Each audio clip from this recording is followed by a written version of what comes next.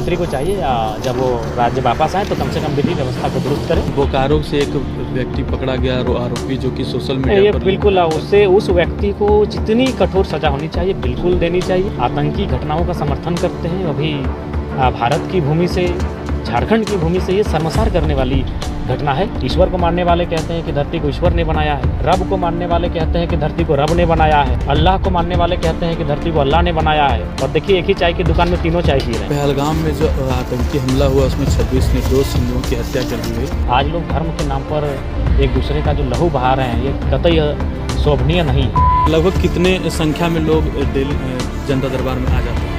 हमको तो लगता है अनुमानित है 300-400 के लोग बीच में हैं। हम कोई गिन के काम थोड़ी करता है। जो लोग आए हैं और किसी को निराश नहीं भेजे हैं। हम अपनी तरफ से प्रयास किए। हम नहीं कहेंगे सारा काम हो गया, लेकिन हमने प्रयास किया, अटेम्प्ट अपना दिया है। यहाँ तक एक सीओ से लेकर हमने गवर्नर को भी यहीं से कॉल किया, जनता दरबार से। एक इंस्पेक्टर से लेकर हमने आईजी डीआईजी तक को यहीं से कॉल किया है और उनको संज्ञान दिया है। जो उनके विभागीय कार्य हैं तो उनसे निष्पादित करने का उन्होंने आश्वासन भी दिया है। तो ओवरऑल हमें लगता है अभी 3 बज गए हैं। सुबह 10:30 के आसपास से बैठे हैं। खाना पीना सब यहीं ऑन दी स्पॉट ही हो रहा है, काम भी ऑन दी स्पॉट ही हो रहा है। पहलगाम में जो आतंकी हमला हुआ उसमें 26 निर्दोष हिंदुओं की हत्या कर दी गई। उसके बाद जगह जगह पर आक्रोश रैलियां, कैंडल मार्च निकाले जा रहे हैं। इस प्रकार के आतंकवादी संगठनों का जो चल रहा है, इसको कैसे रोक लगाया जा सके केंद्र में भाजपा की सरकार? देखिए, यह बहुत ही दुर्भाग्यपूर्ण है और कि किसी को मजहब पूछकर गोली मार दी गई।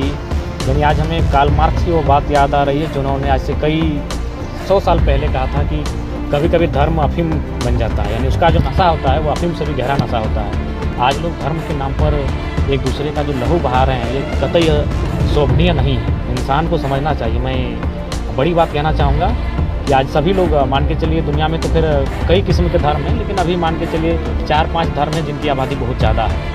और वो सभी धर्म मानते हैं कि इस सृष्टि का निर्माण उनके मजहब के ईश्वर ने किया है। तो फिर मेरा मानना है कि सभी लोग एक ही दुनिया में कैसे रोज़ शाम को भेंट हो जाते हैं। ईश्वर को मानने वाले कहते हैं कि धरती को ईश्वर ने बनाया है।